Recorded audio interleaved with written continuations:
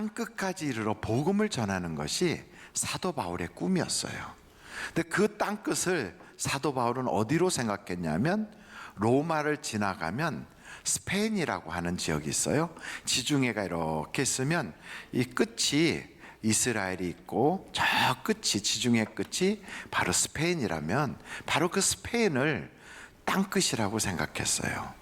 그래서 당시에 전체 지중해 주변에 있는 나라들을 다 지배했던 나라가 로마라면, 그 로마가 세상의 중심이고 스페인이 세상의 끝이라고 봐서 하나님이 우리에게 주신 마지막 명령, 땅끝까지 이르러 내 증인이 되라 하는 그 말씀을 지키고 싶은 거예요. 그래서 사도 바울은 기도도 그 기도라고, 하나님 나 로마를 거쳐서 스페인까지 가게 해주세요. 그걸 기도하고, 또 사람들을 만날 때마다 내가 로마에도 복음을 전하고, 또 로마에서 나를 후원하는 사람이 생기면 내가 스페인까지 가서 복음을 전했으면 좋겠다, 이런 이야기를 끊임없이 한 겁니다. 그래서 성경을 보면 여러분 한번 사도행전 19장 21절 한번 보실까요? 이 일이 있은 후에 바울이 마게도냐와 아가야를 거쳐 예루살렘에 가기로 작정하여 이르되, 내가 거기 갔다가 후에 어디로 또 간다고요? 로마도 보아야 하리라. 사도행전 23장 11절 또 한번 보실까요? 다 같이 한번 읽어보겠습니다. 시작. 그날 밤에 주께서 바울 곁에 서서 이르시되, 담대하라. 내가 예루살렘에서 나의 일을 증언한 것 같이 로마에서도 증언하여야 하리라 하시니. 그러니까 하나님도 이 사도 바울의 꿈을 비전으로 인정하신 거예요. 그래서 하나님도 그래, 너 로마까지 가서 복음을 전해야 돼. 그래서 사도 바울은 이 꿈이 그의 가슴에 꽉 차 있는 거예요. 여러분, 이런 꿈을 갖게 되면 사람들이 주변에서 맨 처음에 하는 반응이, 에이, 택도 없어. 너 지금 이 시대가 어떤 시대인데 그거 안 되는 거야. 먼저 주변에서 동의하는 경우보다 반대하는 경우가 훨씬 많습니다. 그런데 여러분, 꿈이 있으면 어떤 고난도 이겨나갈 수 있어요. 근데 그 꿈이 내가 가지고 있는 야망인지 아니면 하나님이 주신 것인지를 구별할 수 있어야 돼요. 내가 가지고 있는 꿈은 여러분, 우리가 하다가 실패로 이어질 가능성이 많아요. 근데 하나님이 주신 비전, 하나님이 주신 꿈이라면 실패할까요? 성공할까요? 성공해요. 그렇다면 하나님이 주신 꿈인지 사람이 한 꿈인지를 어떻게 알 수 있는가? 만약에 사람이 가진 꿈이라면 그게 금방 막 이렇게 무너지거나 아니면 여러 가지 어려움이 와서 내 가는 길을 하나님이 딱 막을 거야, 이런 생각을 하지만 그렇지 않아요. 여러분, 요나라고 하는 사람이 있어요. 누구요? 요나. 이 요나라고 하는 사람은 하나님이 그에게 꿈을 준 것은, 너는 니느웨에 가서 거기서 복음을 전해라, 그렇게 했어요. 근데 요나는 하나님 말씀대로 순종하기 싫은 거예요. 이유는 니느웨 사람들, 거기가 아시리아인데 아시리아 사람들이 싫어요. 그래서 자기는 더 멀리 가고 싶어서 땅끝인 서바나, 바로 거기로 가고 싶은 거예요. 그래서 서바나로 가는 그 배를 타고 도망갈 작정을 딱 하고서 출발을 한 거예요. 처음에는 잘 풀렸어요. 일이 잘 풀려서 순풍에 돛단 것처럼 쫙 가는 거예요. 여러분, 하나님이 주신 꿈이 아닌데도 그 거역하는 역으로 가는데도 처음에 잘 풀려요. 그러다가 나중에 광풍이 불어서 결국은 쪽박을 차는 거죠. 자기만 쪽박 찬 게 아니라 같이 갔던 사람들도 다 같이 보따리 잊어버리고, 그리고 나중에는 함께 있던 사람들과 다 헤어져서 물고기 뱃속에까지 들어가는 처참한 일이 벌어집니다. 그래도 자기의 꿈은 깨졌어도 누구의 꿈은 이루어져요? 하나님의 꿈은 이루어져요. 자기 꿈은 저 서바나로 가는 거지만, 그러나 하나님의 꿈은 니느웨로 가는 거거든요. 결국 니느웨로 가게 되잖아요. 근데 요 셉을 보세요. 둘 다 요시긴 요시지만 그의 요나와 요셉은 하늘과 땅만큼 달라요. 요셉은 자기가 원한 게 아니에요. 하나님이 그에게 주신 그 어떤 꿈과 사명이 있는 거예요. 그 꿈을 처음에 꿨을 때는 이게 무슨 뜻인지도 몰랐어요. 그런데 하나님이 강제로 그를 끌고 가요. 처음부터 고난이에요. 처음부터 너무 힘들어요. 처음부터 앞날이 막막해요. 그런데 이상한 것은 그렇게 됐어도 하나님과 함께 하니까 그 고난과 역경과 그 막막한 것은 결국은 다 지나가고 마지막에는 하나님의 영광이 나타나게 되는 거예요. 그래서 여러분, 환경과 주변의 형편을 보면서 하나님이 주신 것은 술술 풀리고 세상에 내가 가진 꿈은 잘 안 된다, 이런 환경을 가지고 평가하면 안 돼요. 하나님이 주신 것과 내가 갖는 꿈의 차이가 있다면 성경을 보니까 하나님이 주신 것은요, 소원을 가지고 행하게 하신다는 거예요. 여러분, 성경 한번 찾아보실까요? 같이 빌립보서 2장 13절 한번 보시겠습니다. 너희 안에 하시는 이는 하나님이시니 자기의 기쁘신 뜻을 위하여 너희에게 소원을 두고 행하게 하시나니. 그러니까 아무리 환경이 어려워도, 그게 불가능한 것처럼 보여도 계속 불타는 소원이 있는 거예요. 계속 소원이. 여러분, 이 소원은 성령이 주신 거라면 그게 꺼지질 않아요. 성령의 불은 세상의 불과 달라서 세상의 불은 연료가 끝나면 꺼지구나, 바람이 너무 심하면 꺼져요. 근데 성령은 내 속에서 불타기 때문에 꺼질 수가 없어요. 꺼질 수가.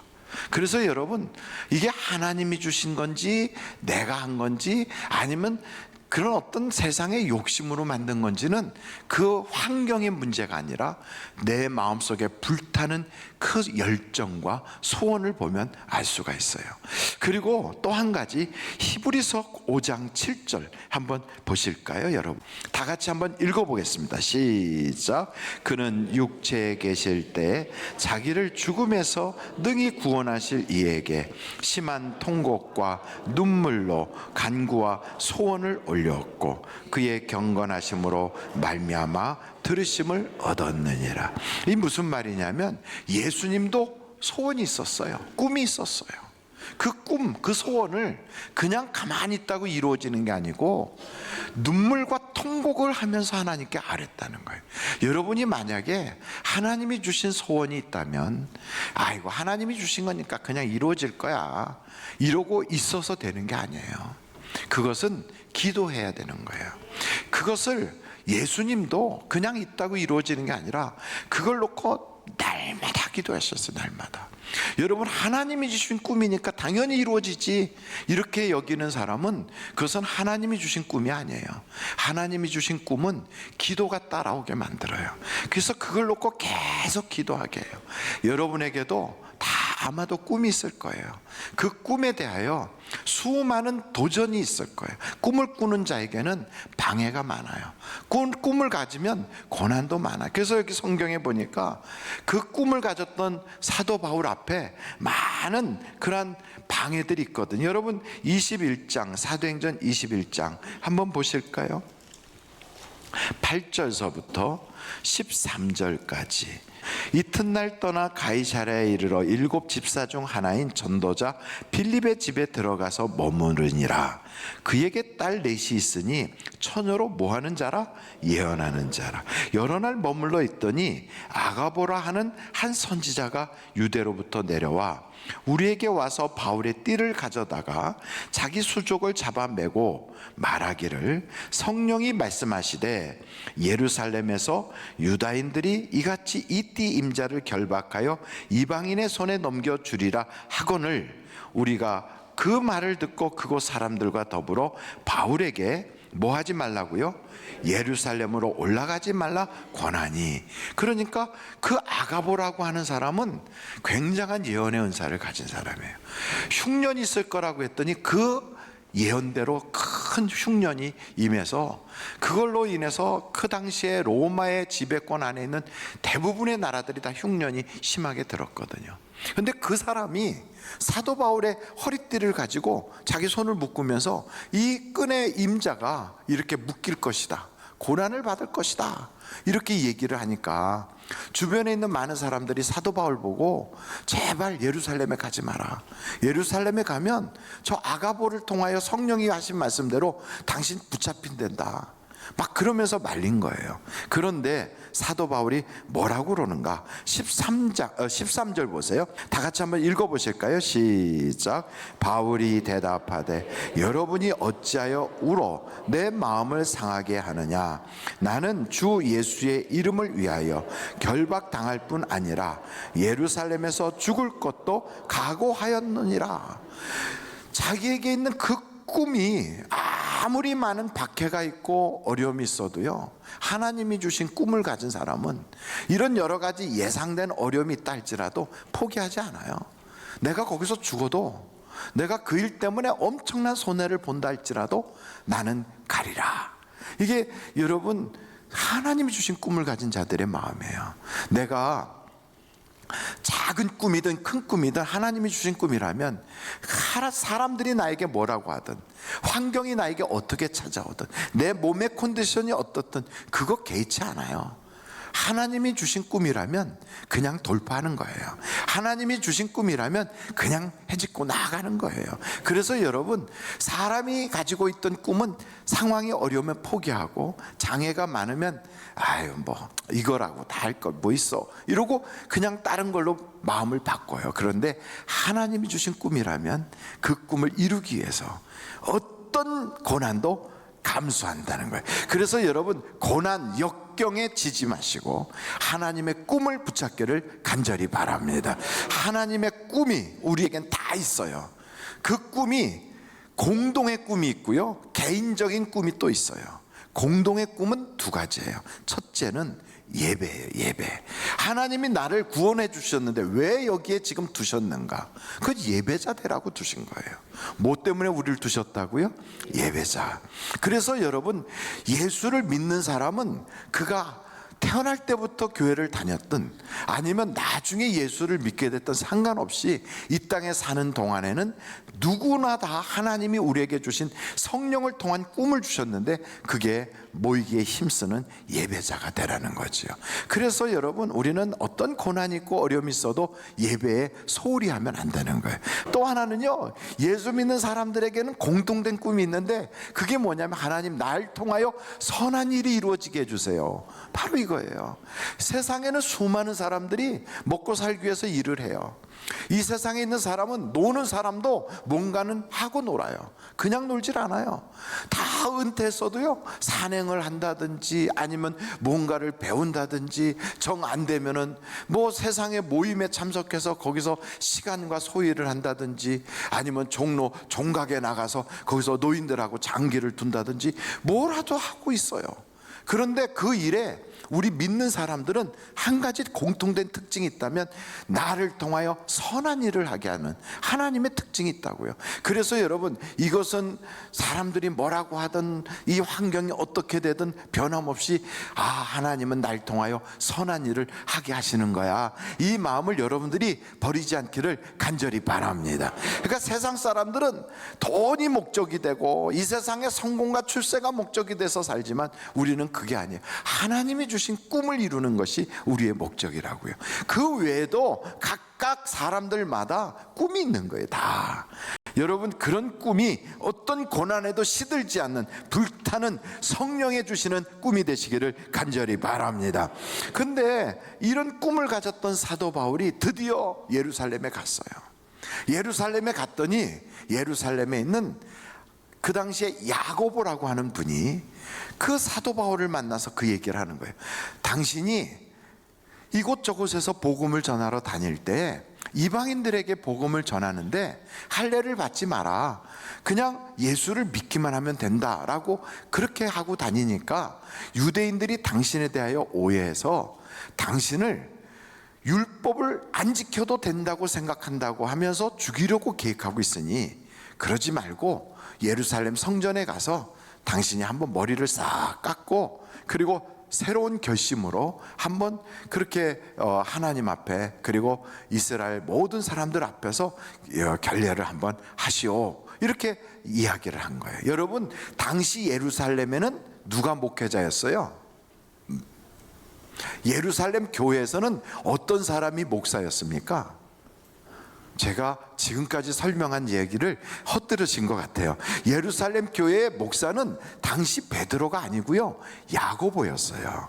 그러면 예루살렘 교회는, 거기에는 목회자가 다들 사도도 있고 전도자도 있고 능력 행하는 사람도 다 있었지만, 그 예루살렘 교회를 주관하는 사람은 하나님이 야고보로 세워주셨거든요. 그러니까 사도 바울도, 이분도 사도예요. 사도 바울도 3층 천국까지 영적인 경험을 한 사람이에요. 사도 바울도 성령의 은사가 가지가지로 나타나는 하나님이 쓰시는 분이에요. 그럼에도 불구하고 야고보가 이야기할 때 그것을 순종해요. 이게 뭐냐면 교회의 질서라는 거예요. 교회의 질서. 어떤 사람은 내가 은사를 많이 받았으니까, 내가 능력이 나타나니까, 나는 말이야 예언을 하는 사람이니까, 나는 환상을 봤는데 천국과 지옥을 다 봤어, 이런 사람이 교회 가서 목사가 뭐라면 안 듣고 하나님한테 직통계시 받으려고 하고 있으면, 그런 사람을 우리는 두 자로 뭐라고 그러면 이단, 그러는 거예요. 이단이에요. 그게 아니고 교회는 질서가 있어요. 질서가. 제가 목사지만 제가 만약에 광주에 가서 어느 교회에 출석을 했다, 그럼 제 마음대로 해야 돼요? 아니면 그 교회 목사님의 말을 들어야 돼요? 그 교회 목사님 말을 들어야 돼요. 제가 여기서는 목사예요. 그러나 광주에 가서 예배를 드리러 갔는데 그 교회 목사님이 우리 다 같이 하나님께 찬양합시다, 그러면 나는 목사니까 찬송 안 하고 팔짱 끼고 난 내대로 한다, 이러면 그 사람은 하나님의 질서에 순복하는 게 아닌 거예요. 거기에 순복해야 되는 거예요. 그것처럼 사도 바울은 그 질서를 따라가는 거예요. 은사가 많건 적건, 능력이 있건 없건이 아니에요. 하나님은 어떤 하나님이냐? 질서의 하나님이에요. 그래서 야고보를 통하여 주신 말에 사도 바울이 아멘 하고 그 말씀을 지키거든요. 여러분 17절서부터 볼까요? 사도행전 21장이에요. 예루살렘에 이르니 형제들이 우리를 기꺼이 영접하거늘 그 이튿날 바울이 우리와 함께 누구에게 들어가? 야고보에게로 들어가니 장로들도 다 있더라. 그 야고보가 그 교회의 목사였거든요. 거기에 들어가 다 있어요. 바울이 문안하고 하나님이 자기의 사역으로 말미암아 이방 가운데 하신 일을 낱낱이 말하니 그들이 듣고 하나님께 영광을 돌리고 바울더러 이르되 형제여, 그대도 보는 바에 유대인 중에 믿는 자 수만 명이 있으니 다 율법의 열성을 가진 자라. 내가 이방에 있는 모든 유대인들을 가르치되 모세를 배반하고 아들들에게 할례를 행하지 말고 또 관습을 지키지 말라 한다 함을 그들이 들었도다. 그럼 어찌할꼬? 그들이 필연 그대가 온 것을 들으리니 우리가 말하는 이대로 하라. 서원한 네 사람이 우리에게 있으니 그들을 데리고 함께 결례를 행하고 그들을 위하여 비용을 내어 머리를 깎게 하라. 그러면 모든 사람이 그대에 대하여 들은 것이 사실이 아니고 그대도 율법을 지켜 행하는 줄로 알 것이라. 그래서 이 이야기를 들은 그대로 사도 바울은 나는 그렇지 않아, 내 생각은 달라, 이렇게 할 수 있는데 그렇지 않고 순종해서 들어가요. 그래서 거기서 머리를 깎고 다른 사람들도 머리 깎는 일에 그 자기가 비용도 다 내는 거죠. 그렇게 했는데 도리어 이방 지역에 있었던 유대인들이 와서 사도 바울을 딱 보고 이야, 저자가 할례도 행하지 말라고 그랬어, 이러면서 막 사람들을 선동해가지고, 그래서 사도 바울을 길에서 체포해가지고 돌로 쳐서 죽이려고 막 그러는, 사람들이 소요가 일어나니까 성전문을 다 닫아버린 거예요. 그리고 막 도심이 막 난리가 난 거예요. 그때 천부장이 그걸 보고 뛰어들어가서 로마 군인들로 그 난동 부리는 사람들을 해산하고 사도 바울을 거기서 구원해냈어요. 그러고 나서 너가 무슨 죄 때문에 저들이 널 죽이려고 하느냐? 그랬더니 사도 바울이 이제 그 다음에 얘기하는 것이 여기에 나오는 거지요. 그럼 내가 당신에게 말할 수 있겠느냐? 그러면서 로마 그 천부장한테 헬라어로 얘기를 하니까 내가 헬라어를 아느냐? 그 말은 요즘으로 말하면 한국 사람들끼리 아주 한국말로 하는데 그 주둔한 병사한테 영어로 얘기하니까 너가 영어를 알아? 이렇게 말하는 거나 똑같은 거죠. 그러면서 사도 바울에게 말할 수 있는 기회를 줬다. 근데 여러분, 이걸 보면서 야고보가 지시한 대로 했더니 손해봤어요? 아니면 이익을 봤어요? 손해봤잖아요. 가서 결례를 행하고 머리를 깎고 이런 일이 벌어지면 사람들이 편안할 줄 알았는데 도리어 그것 때문에 사람들이 선동해가지고 잡혔어요. 그리고 사람들한테 맞아 죽을 뻔했어요. 그리고 그 성 안에 엄청난 소요가 일어났어요. 우리는 이런 일이 벌어졌을 때 목사님 말씀대로 했더니 되는 게 없어.